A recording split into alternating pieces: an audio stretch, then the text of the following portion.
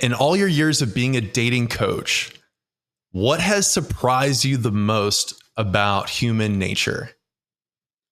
How weak we are when we're invested or we like someone. How like all our discipline, all our knowledge, everything that we've sort of said that we were going to do just goes out the window the moment that we catch feelings for somebody. And it can be feelings like love, but it can also be desire. And I do it also. I'm guilty of this. Like we know everything what to do. We know exactly what to do, and yet we can't emotionally detach ourselves and make the right move. So we just start making bad moves, and we know we're making bad moves, but we just can't help it because when we like someone, we go into a scarcity mindset. And that's something I've learned. And I think that's the hardest part of teaching men and women how to attract the person that they want. It's fascinating that the discipline goes out the window when you fall in love with someone. Why does that happen? Well, first of all, it goes out the window more when a man falls in love, and it goes more out the window when a woman feels desire. Um, but both can cause us to make mistakes. And the reason is because we go into like a scarcity mindset. Like we go into playing not to lose mode rather than playing to win. So we're not thinking clearly. We're not thinking strategically. You know, everything like game for me is like chess. And the rules are you need to be emotionally detached in order to make those good chess moves. Because if you look at somebody playing chess, two people playing chess, the person who, let's say, is more skilled, who gets emotionally triggered, even though he's more skilled, he's got more experience in playing chess, he'll probably be likely to fail. He'll probably be likely to lose because he's just thinking emotionally. He's triggered. He's making bad moves. And that kind of what happens when we like somebody. And it still happens to me, even though I'm an expert on this. I know exactly what I need to do. I know exactly what moves to make, but then I just don't because that emotional kind of like tsunami comes over you. And that's when it all goes wrong. And it's only a few people I know that can really master it and really be super disciplined about it. So it's trying to be indifferent that you're winning. It's not letting some kind of feeling of either really loving this opportunity, getting overwhelmed with feeling like this is it, that I guess it kind of ripples into your gestures, into your body language. And then then some people you've met that have mastered this, what do you notice about them that they changed, or how have they mastered not getting too caught up in the sense or the intoxication of the romance? I think that they are caught up to a certain point, but they have that high level of discipline to sort of compartmentalize it. And what's very important is to what I've noticed about them is they get on with other things in their life. They give it as much oxygen as that does. They spread the thought around. You know, like when we're really fixated on someone, you know, it starts interfering with our work, our mood. We just keep on focusing on that. And I think what they've done, from what I can see, is that they do treat it as like this is a project, and that's the way to sort of detach yourself. Like this is a game. And we'll talk about that a bit later. Taking that um, taking that perspective. But they do continue with other areas of their life, even though they're not as invested in those areas. They will still, you know, they won't allow the girl to preoccupy them as much as like somebody who's totally undisciplined. So they will sleep with other women. Or said, I'm not talking about a boyfriend girlfriend situation here. I mean, let's just say they're dating and he really likes her, or she's just not into him yet, or it could be an office romance or something like that. He will go and speak to other women, even though that's the one he really wants. He will talk to other women and just carry on with that building or maintaining that abundance mindset as much as he can. Because if you lose the abundance mindset, you can feel like your skills atrophy in a way. Is that what you're proposing? Is that by continuously having these conversations or platonic or romantic relationships, you're in a state of abundance, and therefore you have this kind of winning high or a lot of opportunity, and you're not doubting yourself of your worth. You're not asking yourself, wow, I don't have any partners. Instead, you're just being affirmed, wow, I've got so much abundance. I have so many options. And then that changes the way that you communicate. Yep, it does. It compensates. It's still not the main thing. It's still not as, it is a form of like, you do feel like I am still fixated more on this person, like this is the one I really want, but it does help to, like, it compensates to carry on living an abundant lifestyle, so that the mentality can remain as abundant as possible in the circumstances. How But then it's a, how do people then do it successfully when they get into a relationship? How do you describe the best approach when you do end up committing to someone in a monogamous relationship? usually by the time somebody's in a relationship, there's less and less need for game. The longer you're in that relationship, the less there is need for game. But in the early stages, it's very easy to get carried away. You see, when we like someone, we want to please them. We want to make that, it's just natural, isn't it? We want to make them happy. We want them to like us. But what happens is we don't give them the space to appreciate us. So think about how, like, I don't know, do you have children? I do not have children. Well, I do. I do. And what we do with our children is we give them an abundance of love. You know, it's on tap all the time. And children take it for granted, don't they? They're not interested when you say you love them. They're not interested. It's there all the time. They don't value it. And it's a bit like when you've met somebody and you're giving them everything because you want to. It's natural when you like someone. And they just won't appreciate it. So you need to, you know, delay, or you need to temporarily pause what I call the installments of attention or love, whatever it is.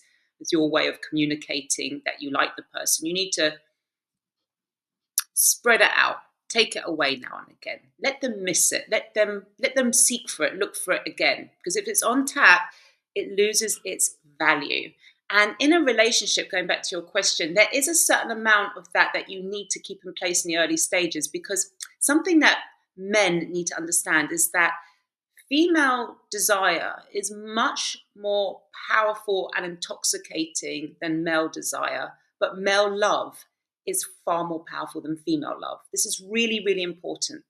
This is what men and women don't get. They think it's the other way around, and it's not. I'm not saying that male desire is not powerful or female love doesn't mean anything. It's just the way that it takes over us is completely different in terms of its strength. So when a man's in a relationship with a woman, her desire will start fizzling out.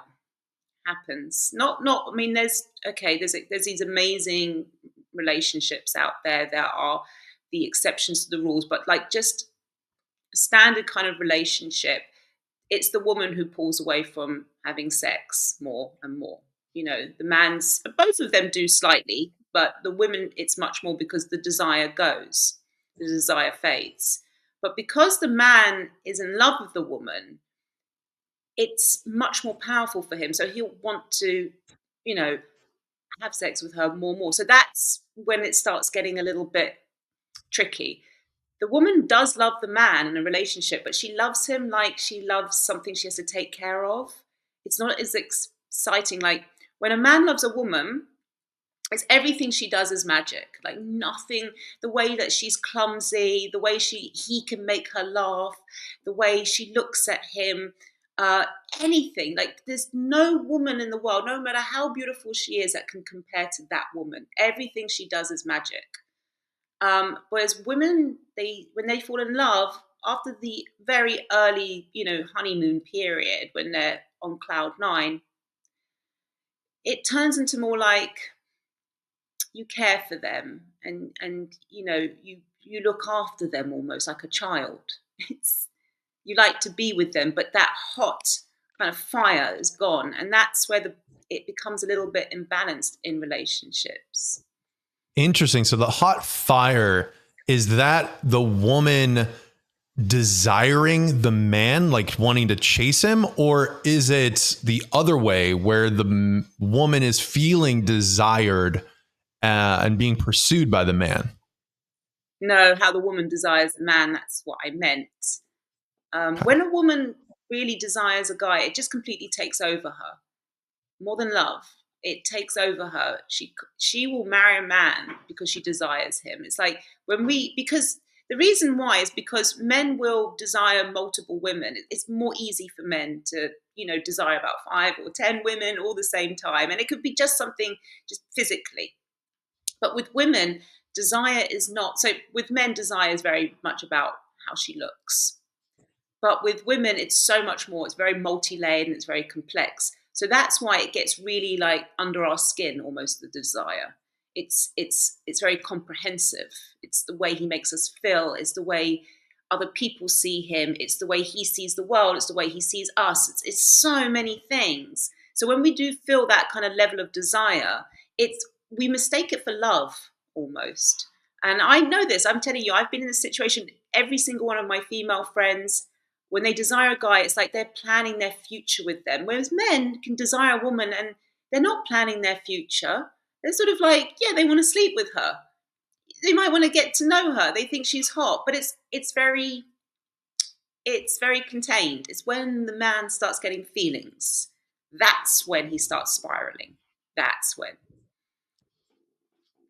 Wow, And you that know it. is You know it. You know it. that is I bet you've fallen brilliant. in love with a woman and you felt like, oh my God, I'm spiraling. So, wow. All right. Let's unpack some of the comprehensiveness of that. Women are evaluating on multiple dimensions, and you're Yeah. saying there's an inherent essence in that desire that is future paced, that is in the future, versus when a man is desiring a woman, is it more present based? It's more, wow, I just love being in your presence. The rush of the intimacy, the feeling of the moment, versus a whole planning of life together. Is that really a blanket statement that you haven't heard from men in this context where they are getting dreamy and imagining the future? No. So when a man desires a woman, again, we're not talking about feelings here, just desires her. It's very sexual. He wants to sleep with her. He wants to get her into bed, and if he's already slept with her, he's just thinking about how can I sleep with her again. He's not thinking this is wife material or what would she be like as a mother. Those things are not even coming up for him. It's just desire. He thinks she's attractive. He thinks she's hot, cool personality. And, he wants to get physical with her. Like you said, it is very, very present. That's exactly right. It's a really good way to put it. But women, because desire almost feels like love to us. Now, hold on a second. I just want to clarify here. We do have men that we desire and we have a one night stand with, and it was just physical and it was in the moment. We do have those guys, okay? But I'm not talking about them. I'm talking about the men who really we desire, not like we just want to sleep with. That's not what I'm talking about here. The men that we really like, wow, I'm fixated on him now. It's just so many different things, but she's not in love with him. She doesn't really care about him in that sense, but she's almost like believes that she loves him. We get completely carried away. Think about like, how teenage girls are. You don't see teenage boys this, even though teenage boys are like horny as fuck. And they got all this testosterone. Which are the ones who are screaming hysterically when they see a band full of girls or boys? Men don't act like that when they go see a girl band. They're not screeching or going wild, but women are, because they completely fixated on that boy band. They're fixated on these guys, and they've created a whole stupid story in their head. Every single girl has been in love with some pop star or some actor, and they have posters and they talk about, like, they have a fan club and they write about and they talk about him. It's something that's been going on for years. It's still going on.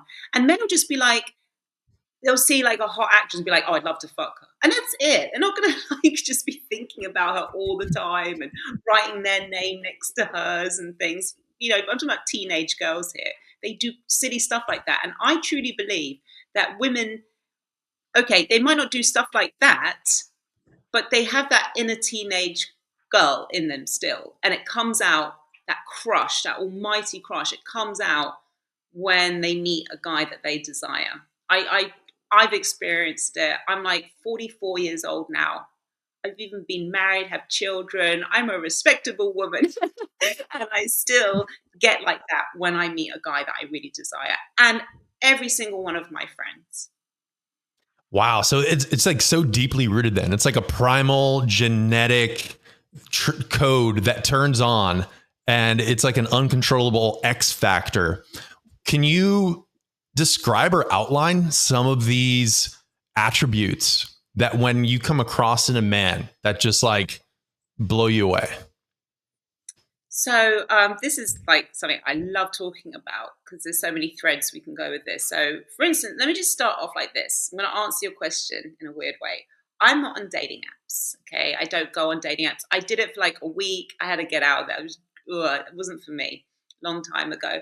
And the reason I don't have dating apps is because of the amount of times I have completely fallen, you know, I've been crazy about a guy who's not been my type. Now I have my physical type. So when I went on that dating app, I just put in my type.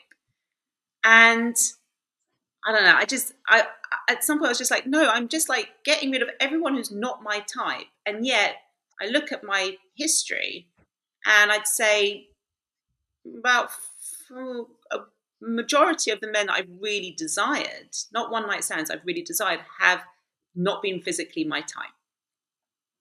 So it's to do with how that person makes you feel rather than how they look. I honestly, recently, I went with a guy.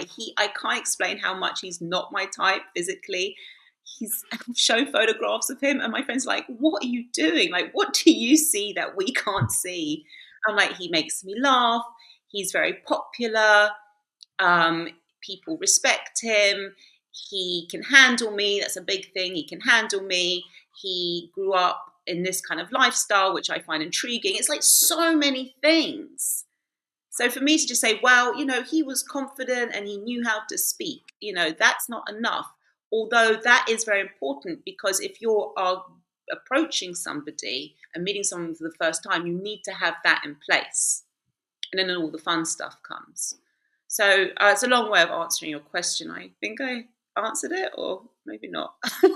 Where did you meet this guy? How did the initial approach work out? Okay, this one I can't say because he is famous. I'm sorry, I can't say this one, but I can give you another one. I'll give you another one. He wasn't my type, and he approached me in a bar, and that was a few months back. He just approached me in a bar, and he was very confident and um, very, very, very friendly, very funny. I can't. Then it wasn't like I went to meet him for a date, and that's when I got attracted to him. That's when I became attracted to him. He was just very.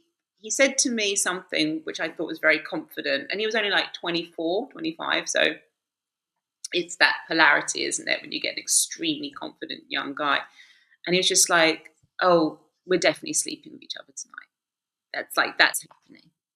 And I was like, okay, this is good. You know, it's that absolute certainty. So, but you know, there was a build up before that, which is the laughing. Laughing's a big one for me. Someone that can make me laugh is very big, but it's not so important for some women. Where are the best places that you recommend to meet women? And how does that contrast with what's the best place to go out on the first date? So I think there's everywhere's good to meet women. I've met two of my boyfriends in the park, just approaching me in the park. Uh, you could anywhere. Don't limit yourself. Museums, art galleries are particularly good with our students. We found that those for daytime um, approaches are really, really good because there's so many conversation points, and you can do a lot. And also another thing about which is interesting about museums and galleries is they always have like a little cafe. Didn't have that when I was younger, but they do now, and it's a great place to have like an instant date. It's like she doesn't have to leave the vicinity. So that's something I would recommend people, I recommend guys. But anywhere, anytime you see a beautiful woman, approach. Anytime, approach. Never miss an opportunity. Doesn't matter if other people are looking. I mean, it's like so many of our students, it's like, oh, in a coffee bar. A lot of them also it's in a club or a bar in the evening. So no, anywhere is good. If she's beautiful, you think that her boyfriend's not about, you're not going to get into any trouble, approach. For dates, I would say a bar is always good.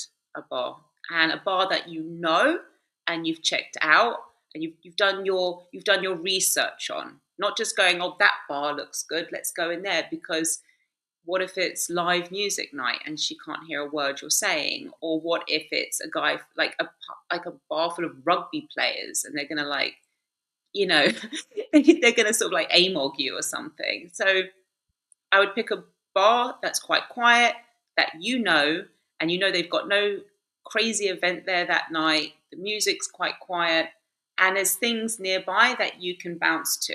So not like something in the middle of nowhere. Um, Restaurants, for first date, I would say try and avoid. Just don't you just don't want to be the food dude. You want to get, it's like there is this kind of thing where women do use men to take them out for dinner and things. But it's not just that, it's just like it's less relaxed. It's less relaxed. You're sitting, you're going to be sitting opposite each other, and you're just going to have like an annoying waiter ask if everything's okay every 5 seconds, and and then you're going to pay the check, and it's like when you pay the check like for drinks, it's different to when you're like signing the check for the dinner. That's like the end. You know what I mean? It's end. Whereas drinks is kind of like you're paying as you go. So I would always say drinks. I would also say, unless you're like a very, very playful guy by nature, because what I teach guys is always to work with what they're like, what their default personality is like. So I won't try and make an extrovert into an introvert or vice versa. But if you are that very playful, young, fun guy, then yeah, taking her somewhere like a novelty experience, fine, because that's aligned and congruent with your personality type. But it's just, for me, it's too try hard. Like, if the guys have done that, I'm just like, no, let's just be normal and go for a drink somewhere. And don't take it to the cinema. It's like 2 hours of silence. Like, that's 2 hours you could have got to know each other, and you sat there in silence. So yeah, that's my first date tips. Should the guy always pick up the check? Mm-hmm. Absolutely. Absolutely. You asked her out on a date, you pay. If she asks you out for a date and you're the young guy and this, you got that kind of dynamic going on where she's a sugar mummy, fair play. But if you asked her out, you pay. And in fact, if she offers to pay, go like this, like, don't be ridiculous. Don't be ridiculous. Don't even think about it or say, oh, I tell you what, you can get next week's dinner or you can get the drinks. No, none of that. And if you don't have a lot of money, then just don't take her somewhere really expensive and own it. Just say, look, this is the best this is the best I can afford. Don't like it? There's the door. That kind of attitude. I'm not saying say that, but you just got to really own it, and that's your reality, and you're unashamed. But yeah, you definitely have to pay. You definitely, and I'm speaking as someone who's very wealthy. I can pay for my own dinner. This is not about money or getting a freebie. This is just like, you are the man. You asked me out. Don't humiliate me. I like that. I think if a guy can't afford to take care of a woman on a date, that he should just be focusing on his business, his career, because that's probably not. No, but even if you don't have money, like, I don't agree with that. I don't think, if there's some guy and he's like working at McDonald's and that's all he's got, then he should just say, look, I don't have a lot of money. I'm happy. I love my life. Don't have a lot of money, so we're going to go here. And then you take her somewhere else, but you pay still, even if it's in that budget. That's why we have credit cards. Put it on the credit card. So let me ask you this. Should guys, every time they see an attractive woman, go up and say hi when they're out and about? Or how do you balance being in your own flow and on your own mission and not being so overly approaching? Really good question. I think it does depend slightly on personality type. Have you heard of something called the Enneagram? Enneagram? No, I have not. Well, some of your viewers and listeners will know what I'm talking about, but it's like a personality type system. There's 9 personality types, and I sort of go with that. I work with my clients, and if, like, for instance, I'm a 3 on the Enneagram, big opportunists, we kick ourselves when we don't take an opportunity. Those sort of people, it would make sense that they should just keep going for it and talk whenever they see someone beautiful. Otherwise, it will look. I don't even have to talk about the Enneagram here. We can just say, if you are somebody who's very mood driven, for instance, then if your mood is super low and you see a beautiful woman, you're probably going to mess up. You're probably not going to do well because your mood is low, and then that's going to create that kind of like horrible negative feedback loop. It's like, oh, I sucked, and it's all my fault. And then the next approach, you're going to have echoes of that overshadowing your performance when you approach. So it does depend. Like, some people, I think it's important for them to use that as an opportunity to step out of their mood. So they see a beautiful woman and then they go into that other mode. So they've gone from, I'm feeling low, I'm feeling sad or tired or whatever it is, to be like, right, let's snap it out and let's snap out of it and let's make this the new mood. That can work with some people. I believe in approaching as much as possible. I am a big believer of that. That's what I do with my students. I'm like, you can learn from every approach. And when you walk away, if she's rejected to you, again, you wouldn't probably take it too personally because you don't have feelings for that person. But obviously, it's going to not feel great, which is fine. But this is the key. It's okay to not feel great. It's okay to not feel great, but don't take it personally. Never take it personally. Just look at it and work out what you did wrong and how you could correct it. That's really important. Every single interaction you have to learn from. When you start approaching and you get the rejections, because they will come through, those rejections, they are going to come because you're putting yourself out there. You've got to feel that burn. You've got to feel that pain. You've got to get over it, and you've got to become immune to it. Okay, you do it so much you don't feel it anymore, and that's actually when the magic starts. You start becoming detached. You start making better decisions. You start seeing things more as like a chessboard and with chess pieces, rather than just internalizing it and saying, "Oh, it's because I'm this or that, and it's something I can't fix." Maybe it's because you said that instead of this. Okay, that's something that's fixable. Maybe it was your mood. Okay, let's work out a strategy where you can get into state. Everything has a conclusion or an answer, a solution to it. Okay, but you can't accurately identify what they are if you're caught up in emotion and like, all women are bitches, or this always happens to me, or I'm just never going to find a woman. So I wanted to just say something very quickly here, and this is a lesson I learned years ago. I'm very bad at languages, learning new languages, really, really bad, worse than an average person. And my father is the complete opposite. So he learns languages very, very quickly. He's got, like, he can do cryptic crosswords. He's like, really, he's part of the Mensa group. He can't follow a film for shit. He can't follow a conversation, but he can learn a new. He's one of those kind of brains. So I said to him, "Look, why do you learn new languages and I can't?" And he's like, "Because you're approaching it with frustration and pressure." So I go into it thinking, I'm going to learn this no matter what. And I think I'm being really positive by saying that, but actually I'm putting a lot of pressure on myself, and it's very emotional. It's very emotional.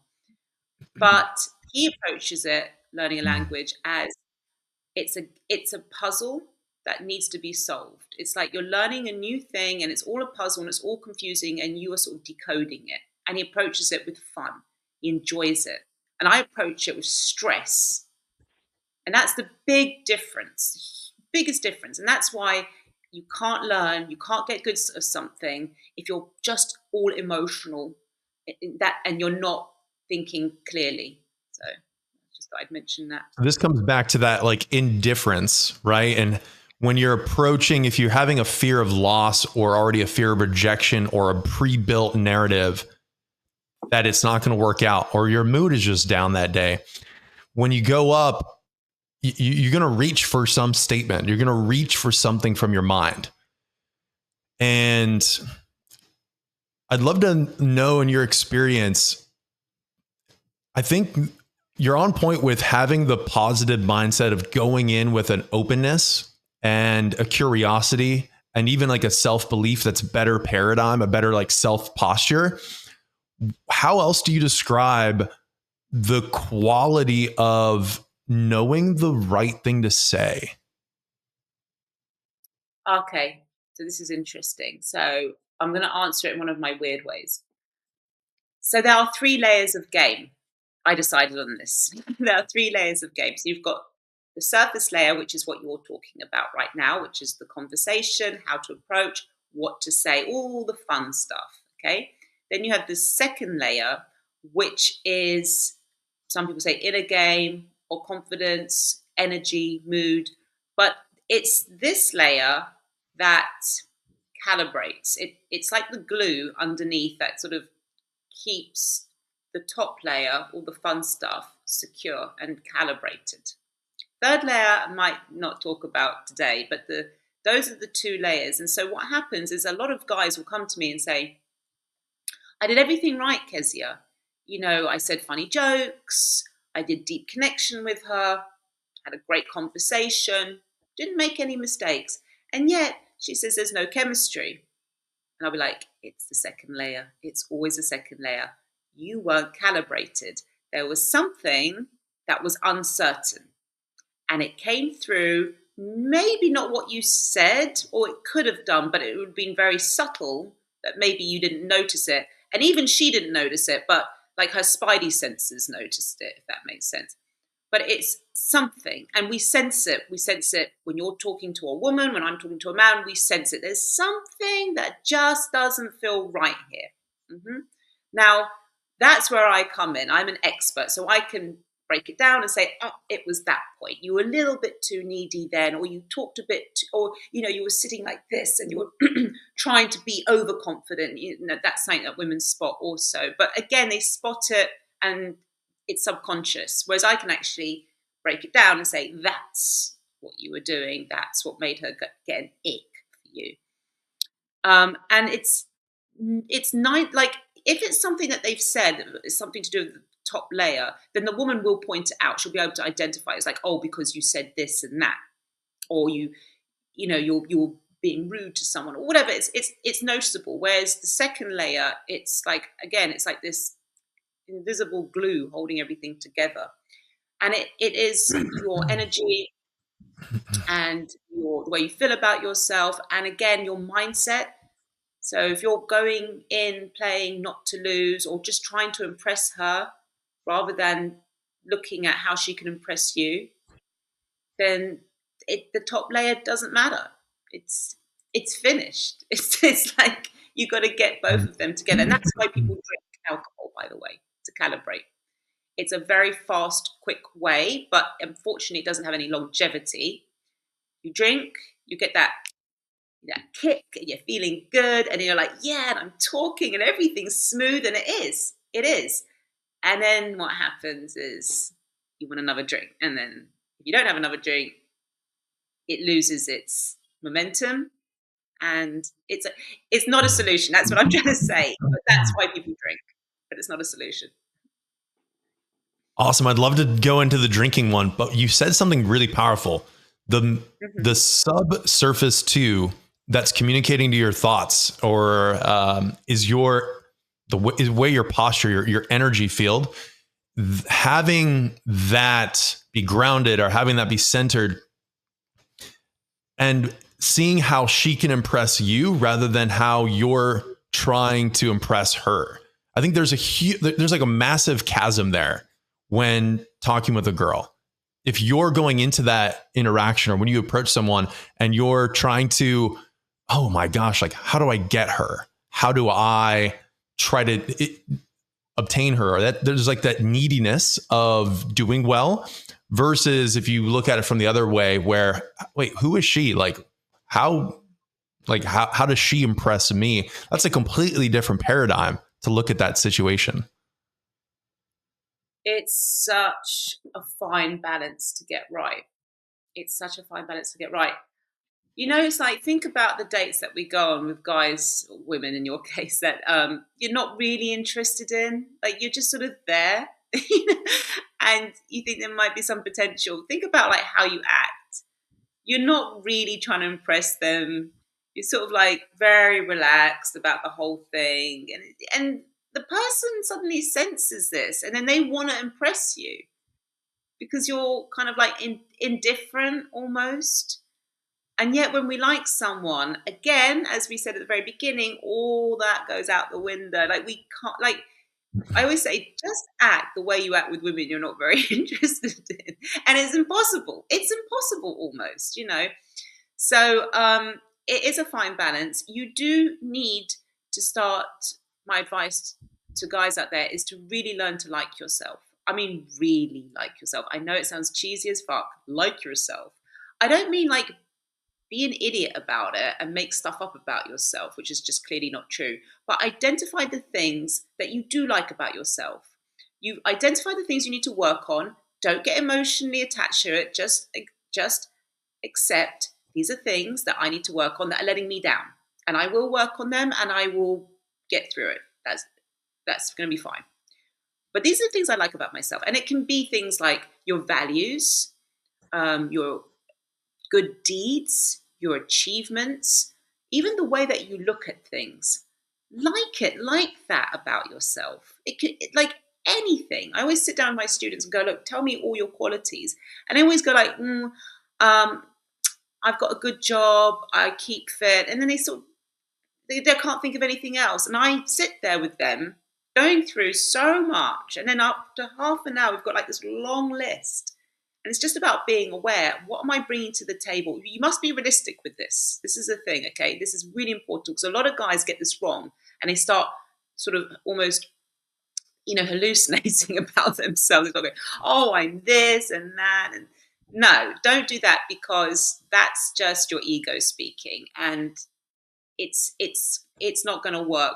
These are going to be things that you genuinely like about yourself. And then you think about those every single day. And then when you approach going in more like, okay, she's hot, 7 out of 10 would be an 8 if she didn't do that. That's another little trick I give guys, like always find a way that she can improve. That helps to sort of calm down the bedazzlement effect. And go in there and think, okay, she's cute, she's about a 7. I'm looking for humor, or whatever it is you're looking for. And this is another thing. So you need to write a list of what you have to offer, but you have to also write a list of what you want. And you cannot, this is a big mistake guys make, you cannot write vague things. You cannot say nice, friendly, pretty. They've got to be very, very detailed things. And I sit down with guys and we do this list. And some of them, I always say to them, look, whatever it is, tell me. Like, if it's something that most guys wouldn't find attractive, that's fine. That's your thing. And one guy said to me, I want a woman like, is it Harley Quinn from Batman? Mm-hmm. Psycho bitch. He said, that's what I want. That's what I like. And I said, good. It's your thing. Okay, I'm not going to encourage it. You're probably just going to end in tears, but that's your thing. I don't tell people what they should like. Okay, that's your thing. And when you sort of have this idea of what you like, a much clearer idea, you do start, it does change your perspective when you enter the interaction. You become much more discerning, much more fussy about who you're talking to, how they're behaving. And then you start using something called positive and negative validation, okay, which are really, really um, powerful techniques that you can use. You start using those a lot more. But you come into the interaction, not just seeing yourself as the prize more, but also it does help with conversation skills. That's just like a sort of, I wouldn't say side effect. What's the word? It's a better word than side effect. Extra bonus. Because you start asking more interesting questions. You want to really get to know this person. What are they about? Do they have these, do they have these qualities that you're looking for? So it's has many benefits from doing this. So you just unpacked a lot on how I'd like to ask the side effect or the extra bonus. How do you describe the energetic impression as a woman when a man is aligned with these kind of qualities? Like, how does that feel energetically? Energetically, well, I would say calm, self-assured, positive. These are like yeah, positive. I think is like a very attractive masculine trait. Positivity, and it's like a very deep positivity, not like being a grinning clown and seeing everything rose tinted and just going, yeah, isn't everything great? Not that. I mean, someone who's like a deeply positive person to the point where if this girl is not into him, see ya. Not because see ya, uh, you're a bitch and you've made me upset, just because like you have such an unshakable belief in your future outcome, in your trajectory as a man, that nothing can affect it. So that's what I mean by positive. That no one, you can feel bit, like annoyed if you didn't manage to sleep with the girl. I'm not talking about that, but it doesn't really affect you. It doesn't really affect your confidence or your long term vision. So all the guys that I've been really attractive with have had this very deep positivity, and it's, as I said, it's not being the grinning clown. It's a very deep positive attitude to everything, absolutely everything. When I say everything, again, it's not being positive like, oh well, it's raining, doesn't matter, we'll get wet in the rain. I don't mean that. I mean just positive in like the bigger scheme of things, I should say, and positive about themselves.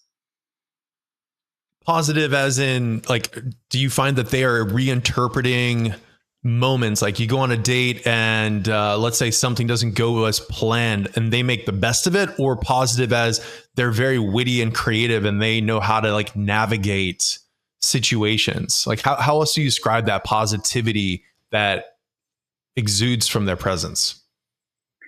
Well, yes, there's a part of that. So, for instance, they can handle curveballs and things because they're on that sort of very positive, playful, you know, let's go for it. Everything's going to be fine. If she rejects me, doesn't matter. There's another woman. I'm good. Um, yeah, I think there is a part of that. They know how to navigate. They know how to navigate for sure. Whereas somebody who's not positive, they're operating from a completely different mindset. They get frustrated. They get angry. That's a big thing. Guys are going to be really. When it comes to neediness, okay, so neediness is like the biggest attraction killer, and we're going straight back to the top of this conversation, which was I talked about like when someone desires someone or loves, their game falls apart like a cheap suit, and that's because neediness comes in. That scarcity mindset creates neediness. When I say scarcity, it doesn't mean I for instance, let's say I desire one guy and it's not working out. He doesn't have the same kind of feelings for me.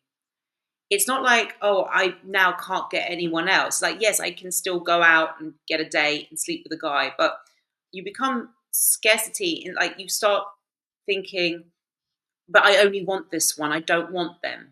So that automatically puts you in a situation where you have nothing. You just have that. That's all you have. So it kind of goes back to that. And you become, and what happens then?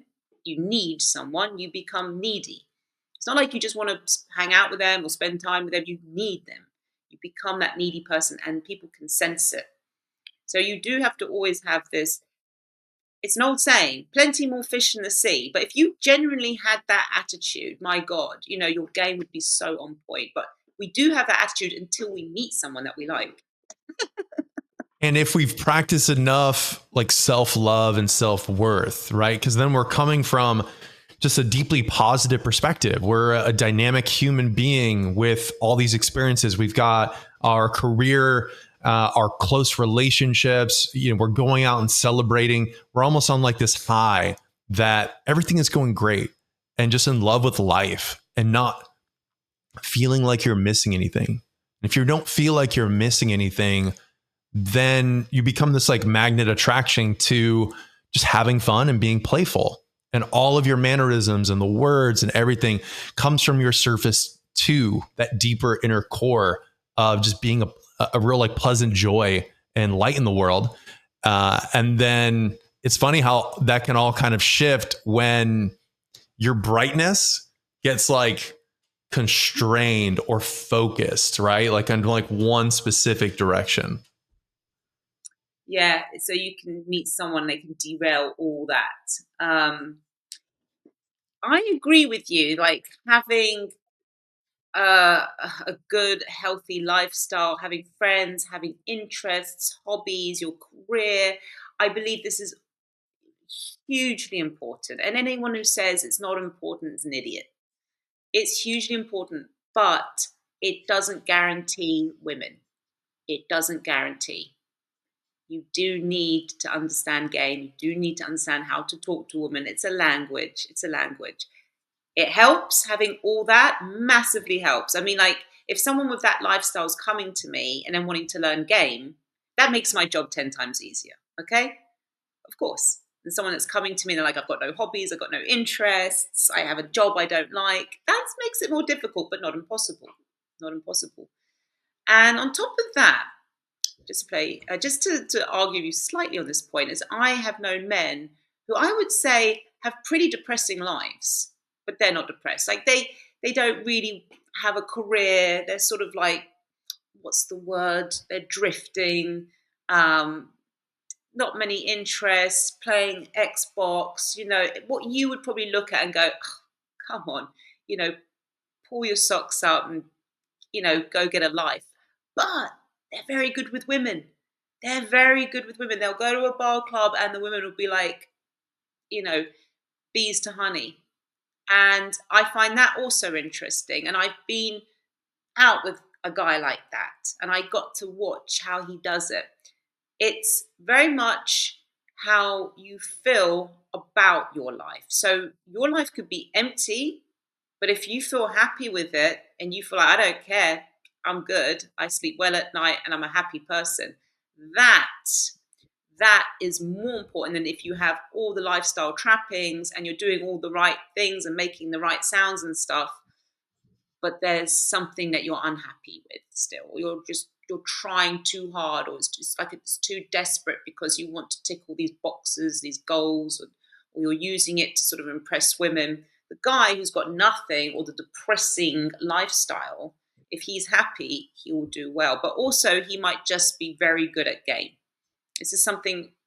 You can have nothing and be good at game, and I've seen that on a lot of men. Nothing. If you saw them on, if I like introduced this guy to my friends, and I said, "Look, what does he do?" I'll be like, "He hasn't got a job. He's a bit of a slob. He likes to drink. They'll be like, I don't want to meet this guy. No thanks." And then they meet him. And it's like, oh, he's great. And then I'll be equally with a guy who's got a nice car, he's got a nice job, he's very handsome. And they go, yes, I want to meet that guy. And they meet and they're like, no thanks. But it can happen on both sides. Like he can have all that also and have game. I'm not saying like one's exclusive to the other. I'm just saying that game and how you feel about yourself and your confidence are more important if you want to get women than lifestyle. That's from my experience of dating both kind of guys. Wow. So is the game really just loving yourself? Um, yes, it's probably that's the core of it is that you really are happy, um, happy with who you are, very comfortable with who you are. You're not awkward. You don't really need anyone. You might want someone, you might like someone, and you see that person as an added benefit in your life or just something that's going to enhance your life, but you don't need it. You will be fine without it. That's very attractive to both men and women, but especially women. Hmm. Is it because, the guy that you mentioned, is he just living more from a heart-centered viewpoint where, when you're working in business or you're starting a business, there's all these challenges of total addressable market, hiring employees, building the product, be it software or physical, shipping, logistics, lead generation, getting on customer calls, a lot of fires, putting out problems here, left and right. And my personal experience has been engineering a software product. There's almost like a different side of your brain that becomes activated because you're having to think through a very logical system. And when you're in that, it almost gets it really difficult to think just freely, say things that come to your mind that might not make logical sense, or to dynamically engage in spontaneous conversation charismatically, let alone just engaging in a conversation, but also being able to try to produce it charismatically and build a connection. So as someone that's not in that kind of business world or hasn't figured out how to do both, are they living from their heart more and they're just not trying to really compute things or figure out things with their mind? They're just really accepting what is and just going with the flow? Yeah, but they're naturals. What I'm talking about, they are naturals. The guy I was just talking about, who's got nothing but he's good with women, or he's worked it out somewhere along the line of how to talk to women, but he's not really. He doesn't know if it's game or not. He probably hasn't got a name for it. Now, the kind of guy that you're talking about here, so a lot of our students that come to us are guys who are, yeah, like that. They're in that IT world and they're like, I can't just live like this. I can't be that positive, fun guy. And I'm like, I'm not trying to make you that positive, fun guy. That's that guy, okay? We're going to work with what you've got. But you've got to start off with game, if you don't know anything about it, is its lines and being contrived. It is that. I can't tell somebody who's an introvert who's never spoken to a girl, just be yourself and good luck. Good luck. See you in a couple of hours. Let me know how it goes. Remember, be yourself and laugh. I can't do something like that with the person. I have to say, look, this is what you say to her. This is what you say if she says this. Okay, it's like a manual. Okay, like at the beginning, for the students who really don't have a clue, you have to give them a script. You have to give them a script, and then as they start improving, they start making little, incremental steps, progress steps. Suddenly, the girl is not just turning her back on him within a few seconds; she's actually turning towards him. Okay, now for some guys, it might be like, big deal. She still didn't give a number, but it's incremental steps. Oh, but you got her attention for 5 minutes. And a lot of them will say, I've never done that. Never even a girl speaks to me for 5 minutes. They always just turn their back or they talk to my friend. Because when they start seeing those little incremental steps, what happens is it creates a positive feedback loop. Okay, you need to build up those reference points. It's so important. With these kind of guys, you can't just say to them, you're great, you're fantastic, go out in the world and do it now. They need to be carried almost all the way through until they get that confidence, not stupid confidence built on thin air, confidence from actually getting small results and reference points. And as reference points keep building, and again, positive feedback loop, confidence starts building. And then they can start deviating away from the script. They can start trying their own little thing. Baby steps all the way. But it has to start off with lines, because if the girl turns around and says F off to you, I'm going to tell you what to say to her. And it's not going to be what you think. And you're going to use this line and you're going to use it with confidence. You're going to use it in this exact way. And then you're going to watch how she responds. And you're going to be really proud of yourself. And then you're going to be using that line again. Now, some people might say, but yeah, it's a line. Yes. So what if it's a line? Lines can be great. They're fallbacks. Okay, you want to fall back. You want that safety net in the early stages, because guess what? That will start building up your confidence. If you know it's okay, I've got the safety net, you start going into more interactions and making bolder moves. when you get really good, like our students do, they abandon the safety net. They don't need those lines anymore. They sometimes go, but even I have lines. I have lines that I fall back on. There's nothing wrong with it. But, you know, you start becoming that more witty, fast thinking person the more you speak to people.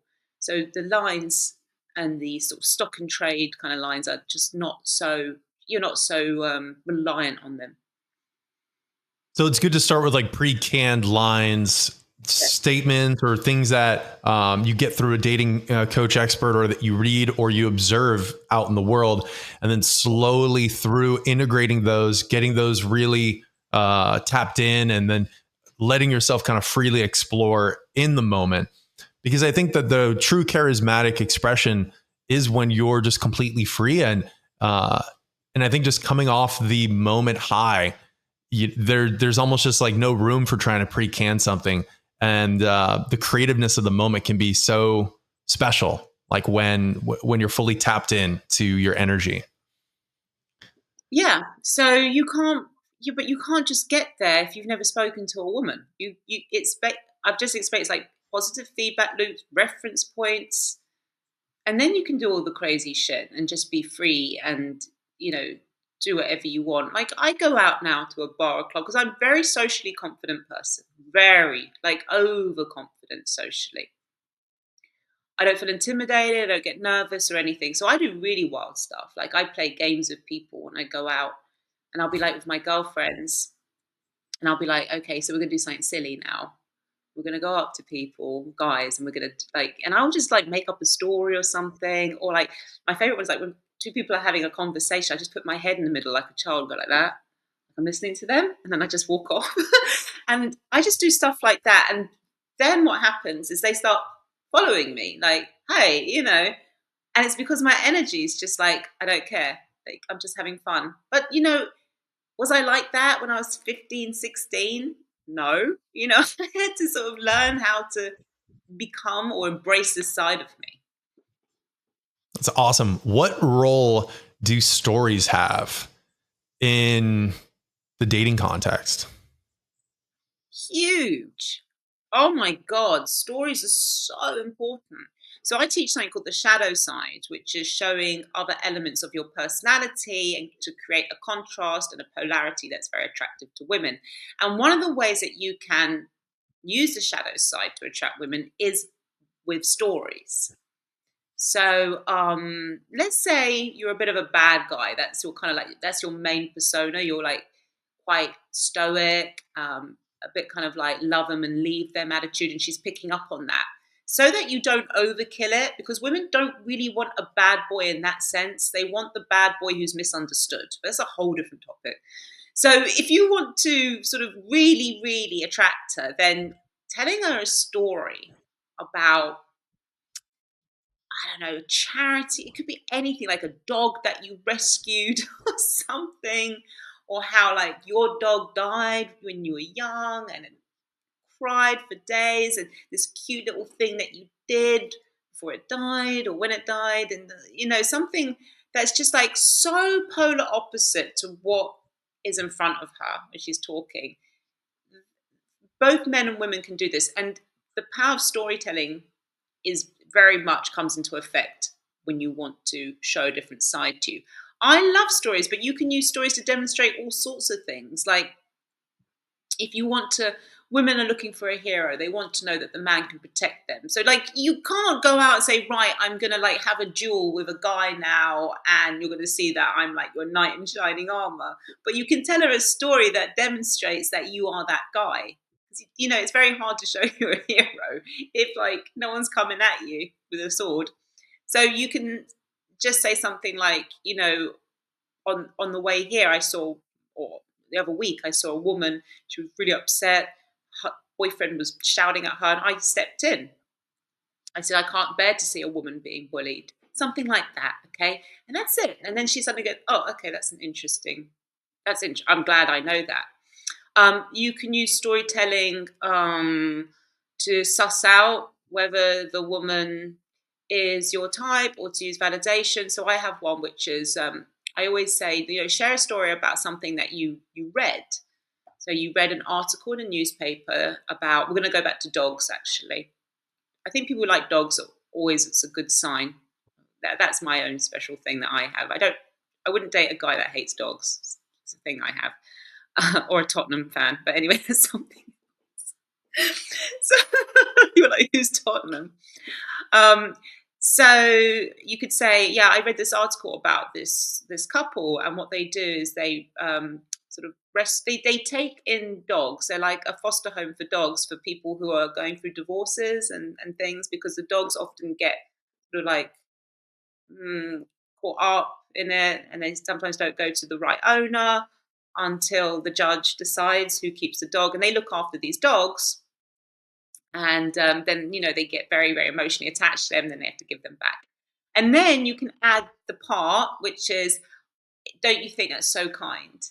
And she'll be like, yeah, it's kind. And you then say, like, for me, kindness is like the most attractive thing in a person. And that's how storytelling, it provides a lot of different benefits. And that's like just another one. That's awesome. Yeah, I think stories are a way that you reveal your journey in life and convey parts of your personality.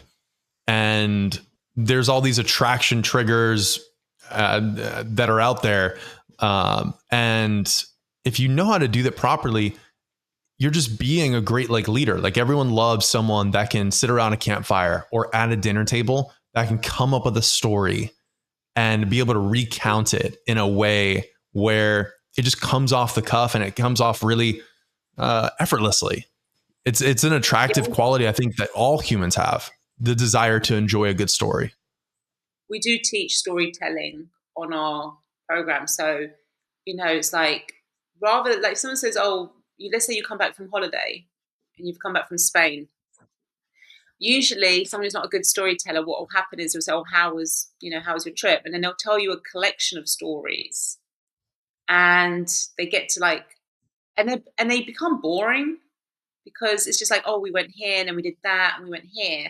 And what everyone really wants is that one story, just that one story of what happened in Spain. And it might not even be that interesting, but the description and the NLP sort of anchoring methods that you can use can make it explosive and very emotive, but otherwise evocative, I should say. Otherwise, you could just be a whole load of dulled down sort of mini stories, and then people just like snore. Okay, relate to this. It's almost like, can you think about when a guy tells a story, he'll just say, oh, this happened, then this happened, then that happened, and then this happened. And that's kind of like the collection of just like the journey almost. But there's a lackingness. Like, if a woman were to describe her favorite part of the movie, if she were to do it, she would maybe pick one scene that really like exploded the emotions, or like everything was high. There's just a completely different way to share a story that really gets, like you mentioned, the NLP qualities over, that somebody then has a sense of who you are. Because that's what you're trying to do with the story, is you're also revealing charismatically how you're appearing in their mind. Yeah, like for instance, I used to go to LA a lot. I really love Los Angeles, like my favorite city.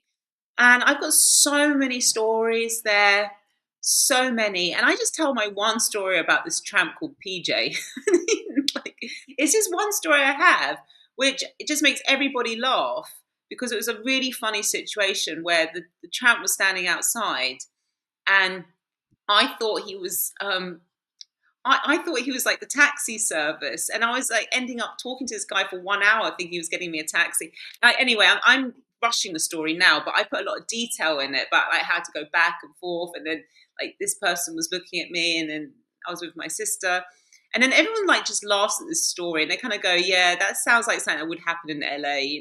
This I show the nightclub, what it was like, in this sort of juxtaposition with this guy, and that's the only story I tell about LA, and people will remember that story much more than I say, oh, I went to this restaurant and then I saw the Hollywood Walk of Fame and then I had a drink at the Beverly Hills Hotel. It's like, snore. Yes. Yeah. You want to make it more engaging. To go back, I'd love to one, unpack a question of like, what are the archetypes that men and women are most attracted to, and what was all about that kind of bad boy but actually being misunderstood? So the masculine traits, you know what? Let's make it easier here. I've got it all on my computer. I did a video about this recently, and I don't want to miss anything. So it's a video called "The 7 Masculine Traits That Drive Women Wild," or something like that. So I can tell you what they are. Oh, please don't say I deleted it.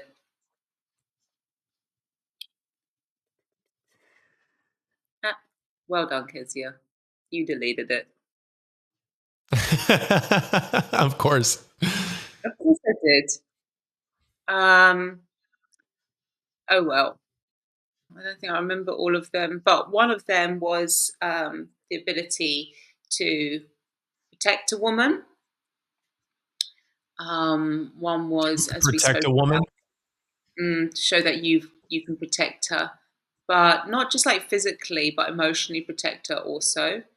The second one, this is not particular order. We spoke about the positive attitude. That's particularly a very attractive masculine trait. A deep positive attitude. Always to be, never catastrophize. Always about the solutions. Solution-based kind of thinking. The other one is big picture thinking. Women are very attracted to the men who have the big picture kind of thinking, whereas women are like much more. It's what is the word? Short term, no, not short term thinking. It's more incremental. It's like step by step. Whereas men have like the vision. The other one is a man not willing to bend his own reality in accordance with a woman's, ever, you know. The man who sees himself as the prize. I really wish I had my. Yeah, I mean, I'd have to sit down, look through the video and stuff, and remember No them worries. No, all. that's all good. So I think Yeah, those are some many great ones. So it's protector of loved ones. How does this go back to like a bad boy being misunderstood? If the or okay. the archetype of what that looks like. Okay, so just gonna turn this off. So the main thing here, what I want to focus on, is not the bad guy so much. It is the shadow side. Okay, this is what's attractive is the shadow side. So we'll use the bad guy as an example, and I've been out with the classic bad guy, which is the unattractive one. Okay, he's not the attractive one. So I don't mean physically, by the way. So let's take the unattractive bad guy. He's the one who charmless, doesn't like women much, um, of a bully, control freak, um, not serious, a bit of a player, all those kind of things which just amount to no good. Now, if that is the guy through and through, then he's not going to get women. He might get a few very toxic kind of women, might sleep with a few women, but women will not be invested in him. They will not really fall for him. But if he's the misunderstood bad guy, so he's got this other side to him. So you've got to imagine, like, on the outside, he's a Rottweiler. And inside, he's like a puppy. Or there's just this part of him, it's this vulnerable, softer side to him. That contrast is incredibly appealing to women. Now, I'm going to give you, just for context, the this works for men also. So let's take a female version of this bad guy. Let's call her the alpha boss bitch. Okay, this is this woman who's really alpha, ball breaker. Speaks masculine, tough. Um, the type. There's no femininity to her at all. She's beautiful, but she's too much like a man almost in the way that she acts. Now, okay, few guys might find that kind of appealing for a very, very short amount of time. But generally, that woman will not do well with men. She will not do well unless she shows the misunderstood, vulnerable side. Then she becomes more interesting to men. So, for instance, I've attracted more men. So I'm a bit like that woman, not too much, but I am quite masculine in the way that my confidence is very like I'm very unapologetic. I'm to the point. I have a lot of masculine attributes, but I also have a very feminine side to me also, and it particularly became more obvious when I had a child. I had this nurturing side, this maternal side, this side where I'm not in makeup, I'm being a fucking idiot with my kid, and I'm just doing mum stuff, and it's totally feminine, and it's totally beautiful, and it's totally opposite to boss bitch. And guys like that. They like the fact that I would go to work, talk tough, and come home and be this soft mother, this dorky mother playing with her kids. There was something about that. Does that make sense? So I wasn't like the boss bitch going back home, with my legs up on my desk, drinking a scotch. That would have been overkill. So let's go back to the bad guy. So I remember this guy that I dated, and he was the unattractive bad guy. So he was very, very handsome, like super handsome. Um, but then I went to his house. I remember this is the days when people had books and DVDs, so you could sort of like do your research on them. And like all the books were like about gangsters, and all the DVDs were like Scarface and The Godfather. And I was just like, you know what? There's no other side to you, is there? That's it.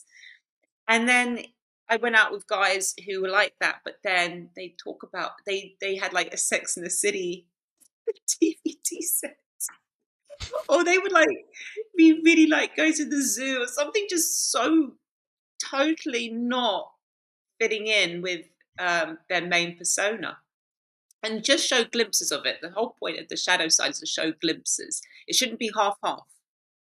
It should be glimpses, like. And then what happens is the woman, because women love a mystery, they love an enigma, they love to sort of solve a puzzle, and they will want to work you out. And every time they think they've worked you out, you're sending a curveball. And then they go, oh, so people like on the outside will say, what are you doing with this guy? He's bad news. You're like, you don't know him like I know him. I mean, how many times have you heard a woman say that? Like, you don't know, like, he's different with me because they've seen this other side, and that's what traps people. It traps them. Interesting. So is it the polarity, and you mentioned glimpses?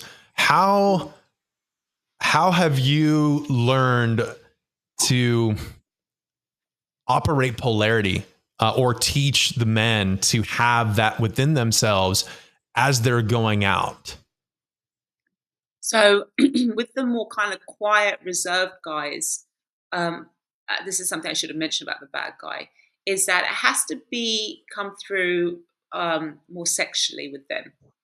So if he's quiet or reserved or a bit aloof, then there has to be that moment where she realizes that you're very sexually confident or you're sexually dominant. You're sexually dominant. With a bad guy, if he's very dominant in bed or over sexual, then again it goes back to that overkill. So an example would be with my ex-husband. Oh, I shouldn't have said that, but he won't watch this. When I met him, he was very, very straight-laced, very correct, nice guy. But I was getting a bit like, we went on a date or two, and I was just a bit like, he's not got that oomph, right? That thing. He's too nice. And then he suddenly said, this is a long time ago, but then he just leaned forward and said, I can't wait to fuck you later. I was like, what? And then he changed the subject. Like, pass me the red wine. Like, literally changed the subject. Not because he changed the subject because of embarrassment or it was awkward, because he was just letting me into a little glimpse of this other side to him. And that's when I was like, okay, I'm hooked now. I'm interested. It's like the missing piece. And so I say with the reserve guys, you've got to have this moment where you're like, what the fuck? And it's got to be quite crude almost and vulgar, because it's okay. You can do that because you've got the straight laced persona. So it's going to have a nice confliction, not a bad one. Whereas if I'm with a bad guy and then he says that on top of it, I'm like, oh please. But if he says something gentle, like, I actually just want to cuddle you, I just want to hold you, that would be very appealing, if because it goes against his um, more sort of cold, hard, sort of sexual main persona. You see what I mean? I hope I'm explaining it correctly. Yeah, no, you are. So the glimpse is the opposite polarity of your normal energy field. And if you're indifferent or calm, to be able to spike something like that and introduce this concept, that's really appealing. Can I ask you this question? For a woman, how does that feel then in that moment? If a guy is not sexual at all, but then kind of gives a hint or announces that, when it comes back to the beginning conversation of feeling like, do you desire that in that moment? Is that it's like an intrigue of like a story or like a fantasy that comes up that's the trigger that makes it so alluring? And how does that make you desire him more? It's not desire. It doesn't suddenly trigger desire. No, it can, but usually it triggers um, what's the word that you use? Intrigue. And intrigue for women, for men it's important, but for women it's really important. Man of mystery, he's intriguing. I need to work him out. It keeps us on our toes, stops us second guessing, stops us getting bored, stops us putting him in a category. Okay, it's important. You don't want to be put in a category. Oh, he's that kind of guy. Oh, he's like this one. You don't want to be that one. Okay, you are something different. You are offering her a completely different experience, something that's going to blow her mind, and she doesn't even know it yet. It's got to be kind of like that kind of feel to it. So intrigue is like the beginning. So men desire women like straight away. Like they look and it's her smile and her femininity, and they're like, okay, I'm turned on. I am switched on to this woman.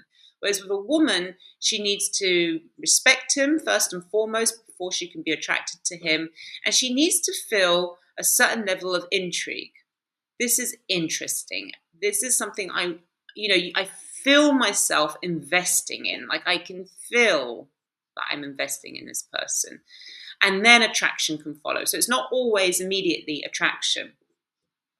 Again, men and women, the way they experience desire, the way desire operates for them is completely different. Completely different. Looks are important for a woman, of course. I mean, that's going to get you that foot in the door. That's like great. But it can, for instance, a man can meet a woman. I spoke about this with my friend. You might like this actually. Sorry, I'm just going off on a tangent a bit, but I think you'll like this. So I said to my friend, "How do you like go? Like he goes and dates with women from Raya, which is like that app, and it's not doing him any favors, but that's another story. And he goes and he dates these women, and I looked at some of their profiles. Will show me, and they are really beautiful women, super beautiful. There's no doubt about that. But my God, it's like there's one on a white horse, and she's had it filmed especially for Raya and the music. And I was like, if I saw a man do that, I would projectile vomit. It's like that is so cheesy and so needy. I like don't care how good looking he is. Done. And he's like, yeah, I get it. It is cheesy what she's doing. It is needy, but she's hot, and I'll meet her. And I was like, what? So nothing really can put a man off about a woman if she's hot, unless it's a bad attitude. Okay, that will put them off if she's got a bad attitude. But as long as she's smiling and she's pleasant, then it doesn't matter if she's got like stupid videos of her on a white horse. They don't care. But women really will just be like, women have more icks than men. Men don't have icks. They have a few, but for them, it's mainly, does this woman have a bad attitude?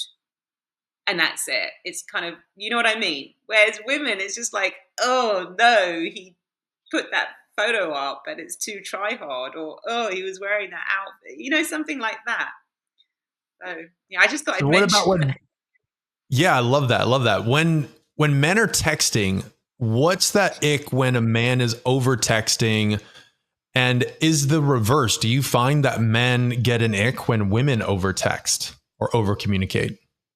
I think men, and you can correct me if I'm wrong. Remember, my job is to say how women feel, but I love to learn about men. It can help me in my life. But I think men look at it as annoying. Like if they're doing something and this woman keeps texting him, it's more like not an egg. It's just like annoying. Like I'm doing something. Call later. I don't think they're sitting there going, "Ooh, she's too needy." If she's hot, she'll get away with it. I think it's like if she's hot, that's that for men. The looks and the femininity, you could say, eclipse everything. She can get away with so much. Oh, so she's annoying. She's texting a bit. Still want to fuck her. Oh, she wear that terrible outfit. Still want to fuck her. It's oh, she's dumb. Still want to fuck her. You can tell me if I'm So wrong. you, so from your perspective, you think that women overly texting. I guess maybe there is like a point of wow, you're texting every few hours or you're double texting. But I think a good length of a text, I think being like in a very well expanding like a thought or being sincere, that you can feel the sincerity, that's attractive from a guy's side.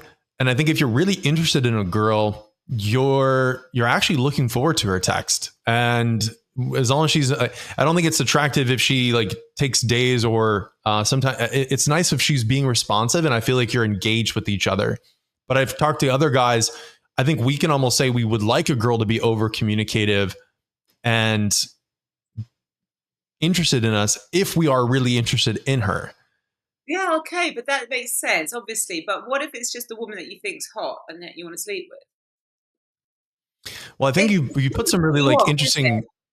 The statements is like men are so driven by physical beauty that there's like an instant yes no, I guess, to the engagement, or less like trying to get to know her. We almost have to work on that muscle where, hey, we're not just going to like get attracted to looks. And I think as you get more and more abundance, you get into, hey, I'm not just so attracted into looks. Now I am looking for qualities.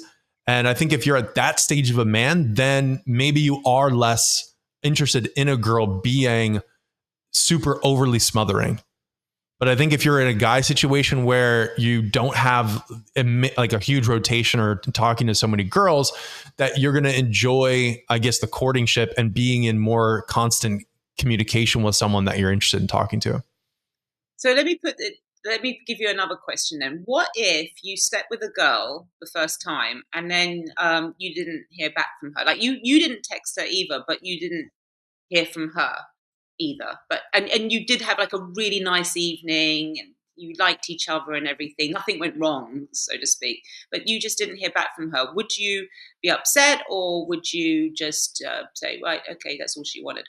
That's a good question. I don't know if I'd be upset, but if I really did like her, I think it would be appreciated if like she reached out one day, like saying, "Hey, thinking of you, had a great time." But I think it's also appropriate then for the guy to, at the same token, like if you're really interested in a girl, to then re-engage. But who's the best person to show they're interested after that first like fun night together? Well, it should be the man, I think. I think it should be the man. But I think, personally, me, I will never initiate a first text. That's just a rule I have. But like I said, I don't help women, I help men. So I never give advice to women. That's just me. Let me ask you this: when it comes to that natural type of game and guy that just kind of learned this on his own, how did they like package that? Like, is it their father that taught them? Is it they read it somewhere, or they just like have this viewpoint about life magically that came out of nowhere? It's lots of different reasons. Like some guys, they did have game, then they lost it. Some guys, when they were younger, they were in the popular group at school. They had the looks, they had those cute looks, like 16-year-old boys have, and they did well. And then the looks changed and it wasn't cute anymore.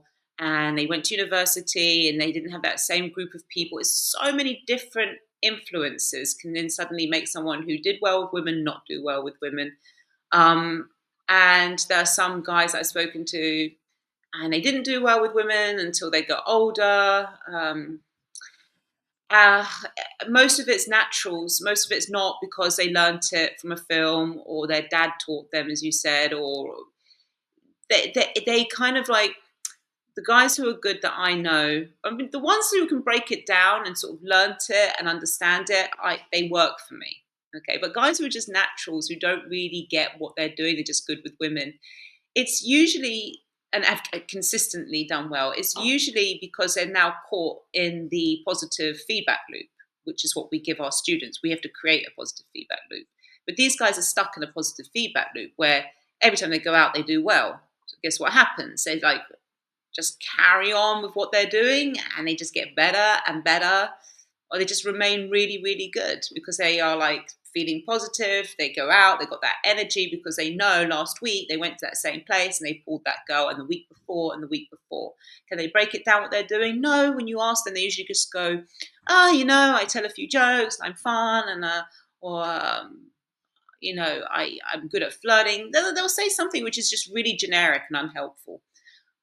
So yeah, it's usually just they're stuck in a positive feedback loop. They got lucky. They got lucky usually. Interesting. So the positive feedback loop is something I think talked about in psycho-cybernetics, where you almost want to create like a success mind train and kind of reinterpret events. And it's almost like self neural linguistic programming that gives you more of a positive reinforcement that even if something didn't go well, you can try to visualize it or feel like it did.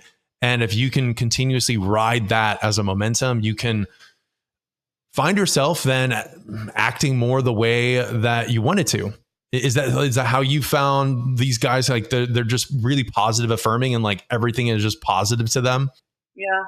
Yeah, the real naturals. They've got so much reference points now. They don't suddenly become good overnight. It's kind of like they got lucky. The whole thing's kind of like they were good looking when they were like teenagers or something, and then the looks with them sort of carried on. They didn't sort of suddenly go or age badly. But then on top of that, they were with the right group of people. It's usually friends, a circle of friends that have gone out and they've had like a system in place without realizing it. They hunt in packs, and they're all each other's wingmen.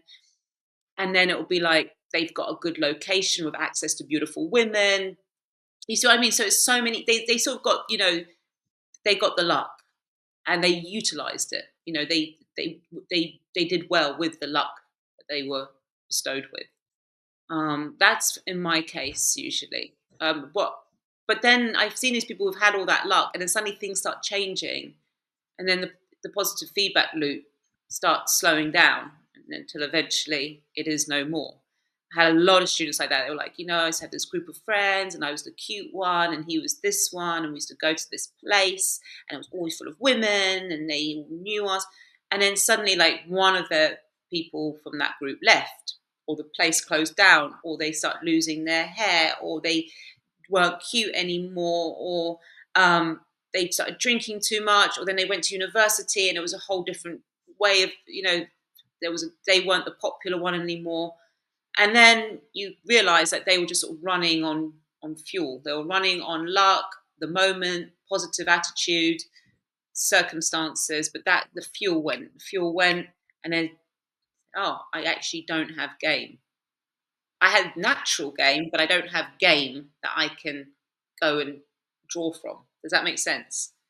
Because Yeah, natural what you're describing is like right, having like a deep framework, reference experiences, but knowing the sequential steps of attraction, of like being confident in yourself, being willing to take the first step and look like a fool. I think if guys get out of a relationship that they've been in for a while, my or goodness. for whatever reason they're not actively dating, there feels like a lot of momentum, like the start of a night, like when you go out and you say hello to the first person. There's almost like this giant wall of self-resistance. But it seems like the people that are incredibly talented at outgoing and being social or being a natural is that they either know exactly how to start generating the momentum of energy within themselves so that they become more of an aura energetic person out, versus getting the like blocks building in their mind that they're not good enough, or like they're not friendly enough, or like they're feeling awkward. So I think I think from personal experience, momentum has such a big key to having like your full personality available to you. Yeah, 100%. But that's why I also think the value of just understanding game and being to draw and being able to break it down and use it, even when you're not feeling it or your energy's a bit low. It's something that's good to have.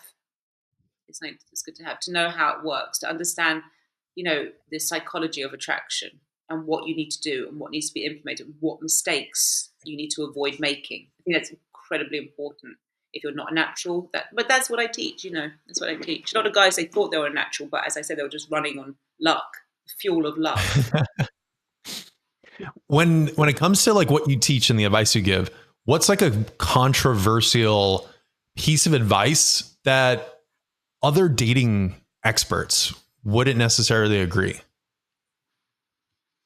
Oh, controversial. I know one a lot of them have an issue with, and that's, I believe you need to understand and learn how to get past bitchy women, bitch shields we call them. So a lot of guys will say, or dating coaches, if she's a bitch, just ignore her and walk away. I understand why they're giving that advice. I understand the philosophy behind it. But I say no, because you're already limiting yourself. So if you don't know how, and there is a strategy to get over the bitch stage or counteract a bitchy woman, if you don't know how to do that, then there's always going to be this little thing inside you that goes, what if she's a bitch? What if she's bitchy? And I want my students to say, I don't care if she is, I got this. And so that means they're completely free from approach anxiety, completely free. Because if you don't know how to deal with this one girl, there's always going to be this little thing that's just going to it's going to be like a fly in the ointment. And there's a second reason. When you know how to get past a bitch shield, or you know how to get a bitchy girl to mellow and actually like you, it's extremely powerful. And there's elements of it that can be applied to other areas of game.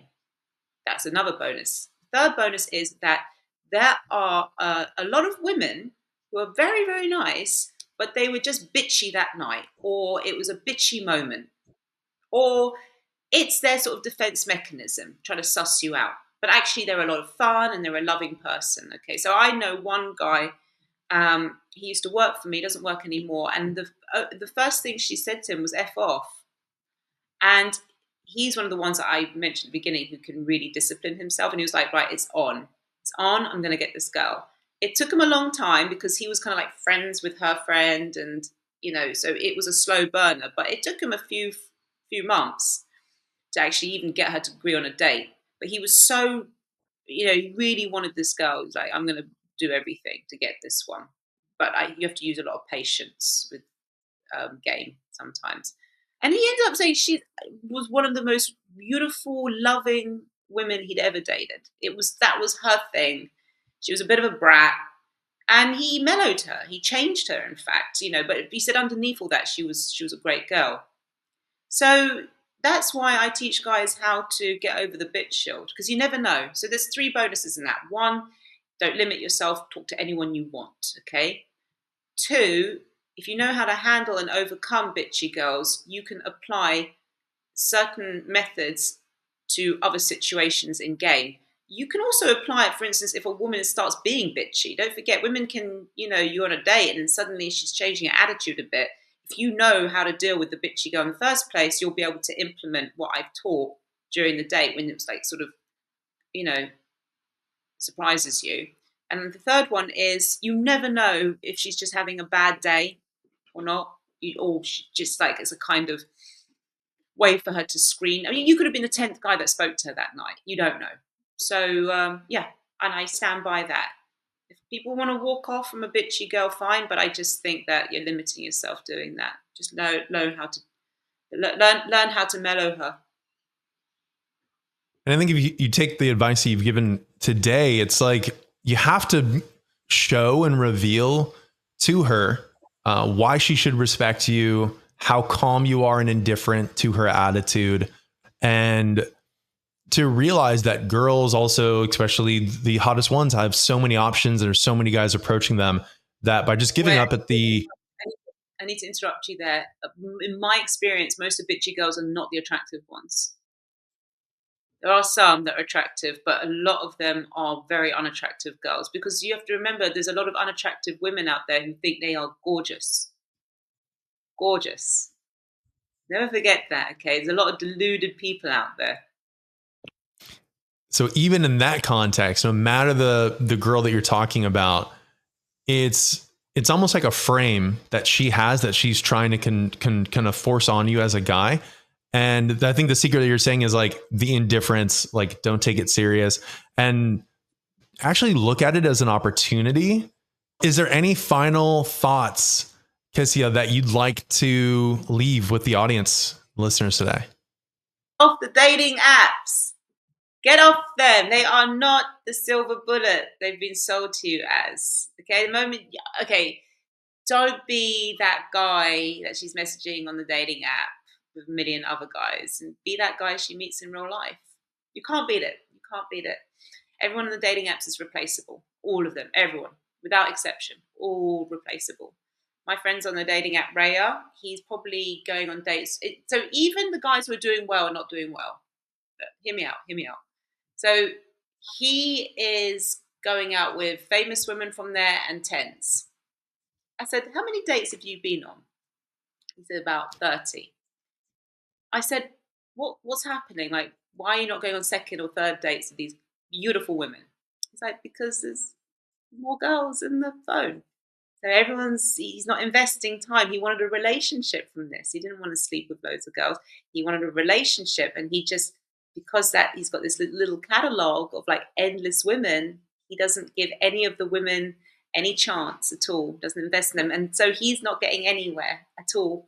And they've got their little catalog of men that they're doing the same thing to him. So even the people who are in the top 1% are not doing well from dating apps. That's what I'm saying. That is fantastic. Everybody put your phone down, go outside, go meet people in person. There's nothing that can replace the genuine energy of meeting somebody for the first time out in the world. It's an adrenaline. Outstanding. Kezia, thank you so much for being on the show today. And thank you for having me. I really, really enjoyed it.